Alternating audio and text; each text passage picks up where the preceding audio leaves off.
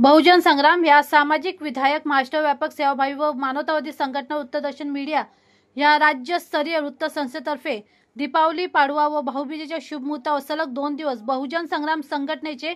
प्रदेशाध्यक्ष वृत्तदर्शन मीडियाचे संपादक भीमराव चिलगावकर, बहुजन संग्रामचे ठाणे जिल्हा अध्यक्ष वृत्तदर्शन मीडियाचे कल्याण जिल्हा प्रतिनिधी सचिन गायकवाड, बहुजन संग्राम संघटनेचे बिहार व महाराष्ट्र राज्याचे प्रमुख संघटक व मुख्य प्रतिनिधी मूळचे बुद्धगयाचे गौतम कुमार सिंग, बहुजन संग्राम बिहार व महाराष्ट्र राज्याच्या गया जिल्ह्याच्या बहुजन संग्राम संघटनेच्या महिला आघाडीच्या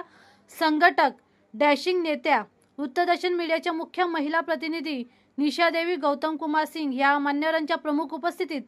भारताचा सर्वात मोठा सण दिवाळीला मिठाई वाटप मोठ्या उत्साहपूर्ण वातावरणात करण्यात आले।